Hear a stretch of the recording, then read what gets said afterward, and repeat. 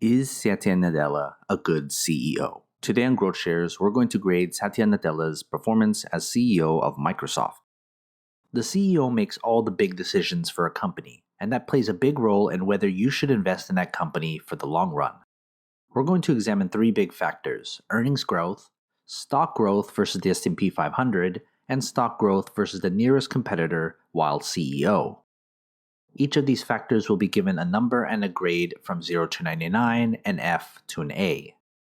And then we'll combine these three factors to get the overall picture of Nadella as CEO. I encourage you to pause this video at any time. Satya Nadella became the third CEO of Microsoft on February 2014. We're first going to look at earnings growth during Satya Nadella's tenure. One realistic measure of a CEO's success is how well the company grew its earnings during his time as CEO.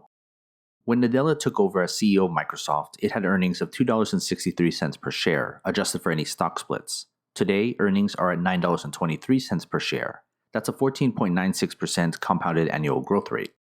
Earnings growth of 3% is average, and anything at 8% or higher is good. The higher, the better. Looking at our grading criteria, Satya Nadella gets an A at 97. Next, we're going to look at stock growth versus the S&P 500 during Nadella's tenure. Stock growth is more investor expectations than the fundamentals of the company, but it's still important if you're investing. You still want to return better than a benchmark like the S&P 500. During Nadella's time as CEO, Microsoft has had a compounded annual growth of 27.06%. Compare that with the S&P 500 during the same period of 10.41% annual gain. That's a 16.65 percentage point difference in favor of Nadella. The difference of 0 percentage points is average, and a difference of plus 5 percentage points or better is good. Looking at our grading criteria, Nadella gets an A at 99.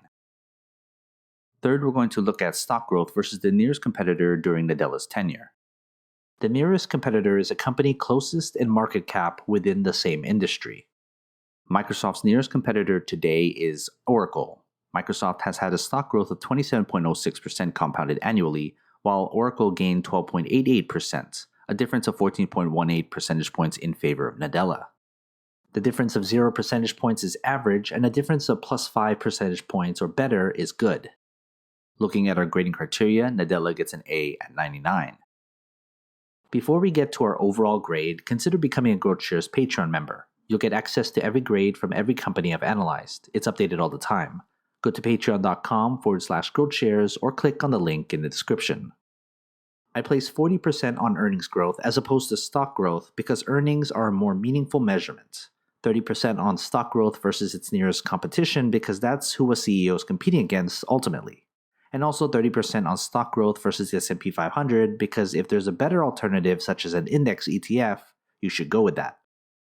Overall, I give Satya Nadella's tenure as CEO of Microsoft an A with an overall grade of 98.